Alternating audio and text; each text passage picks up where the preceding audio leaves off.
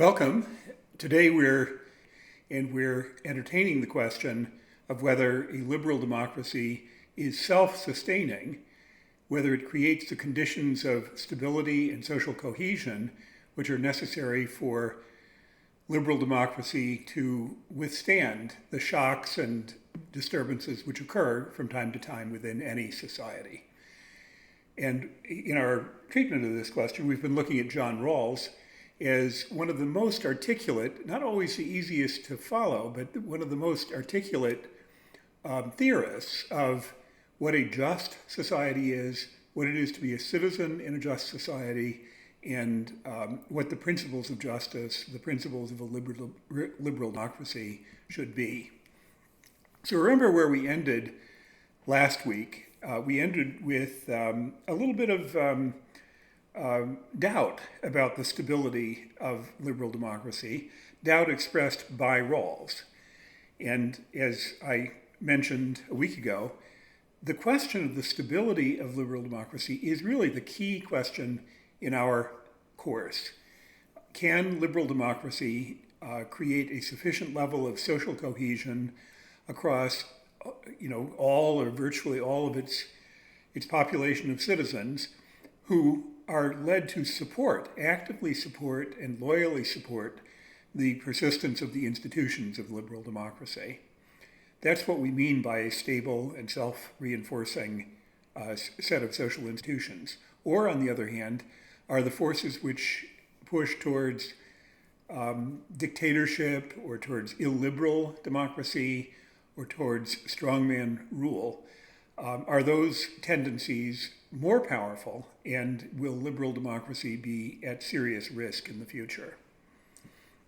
So as you see, this is a question which combines both philosophy and also political sociology, a kind of an ability to reason about the social psychology, the motivations of citizens, and what leads them to act in one way or another. And here is the uncertain view which Rawls expresses early in the book, Justice is Fairness. He says, given the actual comprehensive views existing in society, no matter what their content, there is plainly no guarantee that justice as fairness or any reasonable conception for a democratic regime can gain the support of an overlapping consensus and in that way underwrite the stability of its political institutions. Many doctrines, many conceptions of the good, in other words, are plainly incompatible with the values of democracy. And we've seen quite a few of those conceptions in the past 10 years in this country and other countries.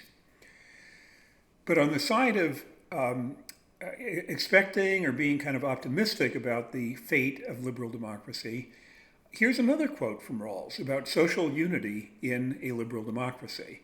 He writes, towards the end of the book, the social unity of a constitutional regime is seen to rest on such a consensus. We'll talk about what consensus. And this enables us to complete the discussion of stability by giving a brief account of a reasonable moral psychology and of the good of political society, the good of political society. So Rawls thinks there is an argument to be made which should make us somewhat optimistic about the stability and the social cohesion of a just liberal democracy. And that's the thrust of what we're going to kind of go over today.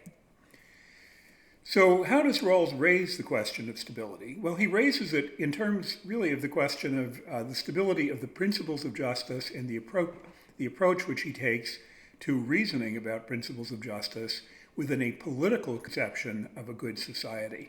And we've spent some time last week talking about what's the difference between a comprehensive conception of the good and a political conception of the good. So you should bear in mind that there is a distinction. And he has two things to say, which I wanted to quote here. In the last part, we take up the question of the stability of justice as fairness and how its stability connects with the good of a political society well-ordered by it. So here we've got several of the key ideas: a well-ordered society, the two principles of justice, justice as fairness, and the idea of a political society. The second quote is also important. In fact, I think it's probably more insightful. The second part of the argument concerns the question of the stability of justice as fairness itself. This is the question whether justice as fairness is able to generate sufficient support for itself. The parties are asked whether people who grow up in a society well ordered by the two principles of justice acquire a sufficiently strong and effective sense of justice so that they normally comply with just arrangements and are not moved to act otherwise, say by social envy or spite, or by a will to dominate or a tendency to submit. So we're asked to entertain the question, do we believe that when a society is well ordered by a good set, a justified set of principles of justice, in particular the two principles which he has put forward, in such a society will children, young adults, gain the moral psychology which leads them to be loyal supporters of the fundamental principles of a liberal democracy? That is really the central question. So this second statement about stability is key to our question of whether there are forces today which are undermining the stability of liberal democracy. Because this has to do with the question of socialization and the formation of political and moral attitudes of individual citizens within a just society. And so the question arises, will citizens raised or developed or nurtured or educated, will citizens who grow up within circumstances governed by the principles of justice acquire the motivations needed to sustain the institutions in which the principles of justice are embodied? So the principles of justice exist, young people are introduced to the society regulated by those principles, and the question being posed here, will those young people come to adopt a moral framework, a kind of moral psychology, which is compatible with the ongoing stability of those very same basic institutions? Rawls refers here to what he calls special attitudes which make this more complicated. He refers to special attitudes like envy or spite. But I suggest that for the purpose of our analysis, we can introduce other special attitudes which are more specific to the kinds of problems that we're currently concerned with. Special attitudes like hatred, fear of others, mistrust, bigotry, racism, sexism. Do ordinary human beings have these motivations? Are these fundamental and kind of unavoidable special attitudes? And if so, do these forms of social psychology undermine the stability of justice? Do they undermine the stability of justice? And why would we think they might undermine the stability of justice? Well, because they provide leverage to parties and to leaders and to demagogues and to populists who seek to exploit the kind of divisions and separations which are implicit in hatred, fear, mistrust of others, bigotry, and racism. So what are these emotions of division, these social emotions of division, what we might call special attitudes, which Rawls might call special attitudes? The emotions of fear, hatred, mistrust of others, racial animosity, and personal superiority are the building blocks of mobilization for social movements based on division and hate. And if we read and think about the ways in which radical nationalist and populist parties try to recruit especially young people into their membership, these are the kinds of appeals which they make to hatred, fear, mistrust of others, and then racial animosities, animosity towards other national groups, and one's own personal superiority.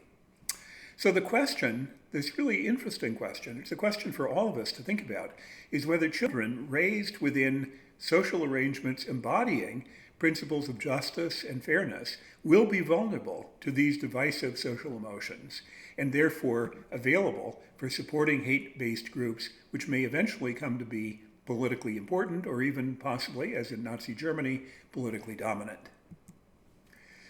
And it's worth reminding ourselves what Rawls believes the values of a liberal society are, what he refers to as an overlapping consensus. What is the overlapping consensus which makes, in his optimistic hope, which makes a liberal democracy stable? What is the content of the political conception of justice which he advocates for a liberal democracy? And here are the values that he mentions, again, in the latter half of the book. Equal political and civil liberties. This corresponds to the liberty principle and the two principles of justice.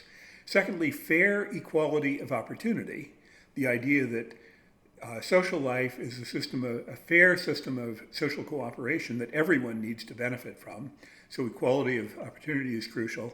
And then finally, a focus on inequalities and the requirement that social and economic relationships need to be based on reciprocity so that the social basis of citizens' self-respect and equality can be affirmed. So how do these values work to constitute the basis of a, quote, political framework for an overlapping consensus across a range of comprehensive conceptions of the good? Remember, a comprehensive conception of the good is a full, concrete set of orienting values and aspirations and conceptions of what kind of person a person should be, what kind of obligations I have, what a good society is. These are all components of a comprehensive conception of the good. And the main examples that Rawls gives are generally religious examples, so that a Jewish conception of the good, an Islamic conception of the good, a Christian or an atheist conception of the good, these are all comprehensive conceptions of the good, and they're different. They disagree with each other. The idea of a political conception is what all conceptions of the good, all comprehensive conceptions of the good, can have in common as their view of what a just and fair society should embody. And these principles, equal political and civil liberty, fair equality of opportunity, and so forth, these principles depend on the idea that they are principles that, quote, all citizens may reasonably be expected to endorse. That's really the strong line of attack which Rawls is taking. It is justice as fairness, and it is social contract doctrine.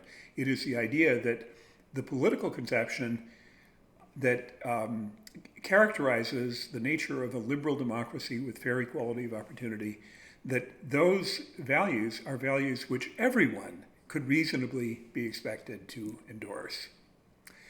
But now let's turn to the more empirical side, how real citizens, real individuals within a liberal democracy can be expected to behave. Now, Rawls makes a couple of statements about what human beings are. He says, citizens have a capacity for a conception of the good and a capacity to acquire conceptions of justice and to act as these conceptions require. So first of all, he's saying we are moral beings. We have an ability to internalize a conception of what the meaning of life is for us, what the constraints are, what the moral principles are. We have an ability to absorb or adopt a conception of the good. And secondly, we have a capability of acquiring a conception of justice, which is practical and motivational. That if we find ourselves in a set of institutional arrangements or social practices which we believe treat us fairly, that gives us a motivation to act in support of those relationships or those practices.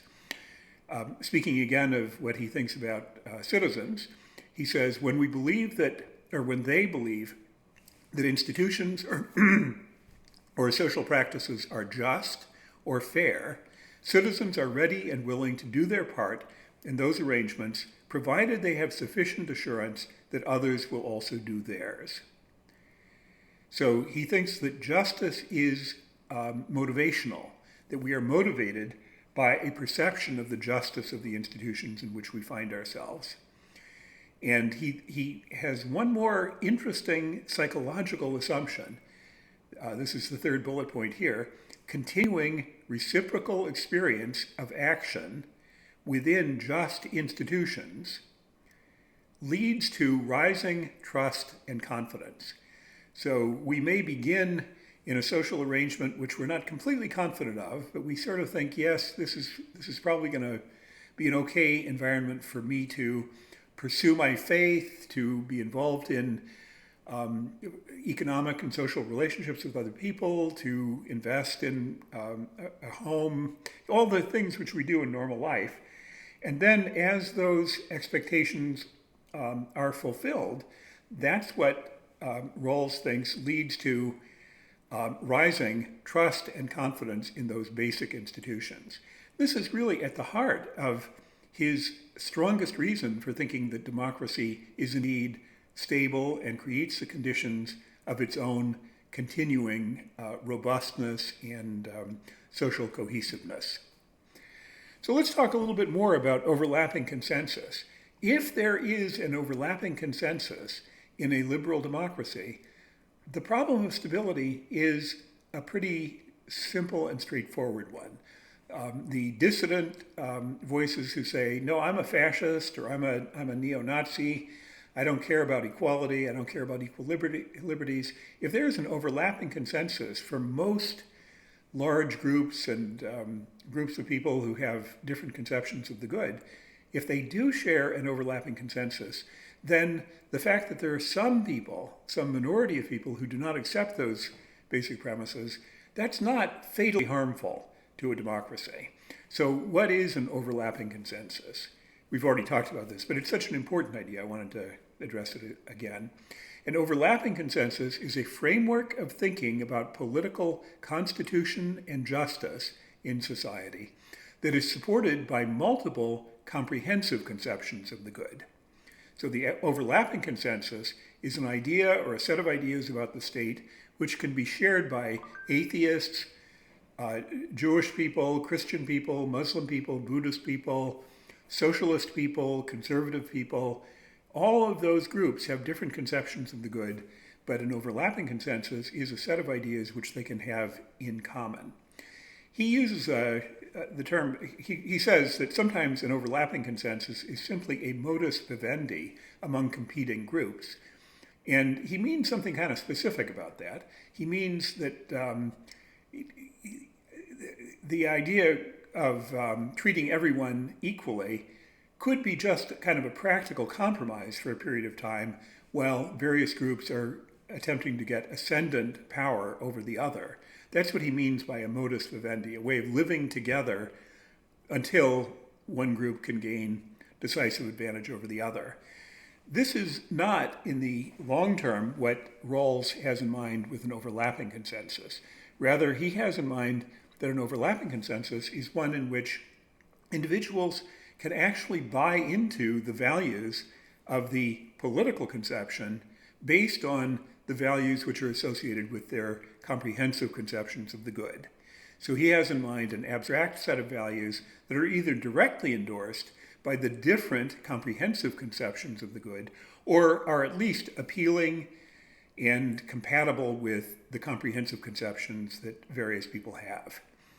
And this kind of overlapping consensus is one which then has the likelihood of enduring over multiple generations and having resilience. Remember, we used that term resilience a couple weeks ago. The idea here is that if there is an overlapping consensus reinforced by trust and confidence by citizens in each other and in the basic justice of their institutions, that creates a system of social cohesion which is articulate and resilient to the shocks which any society is occasionally subject to. So a couple of important quotes here. The possibility of a reasonably harmonious and stable, pluralist and democratic society may follow from this success of liberal institutions.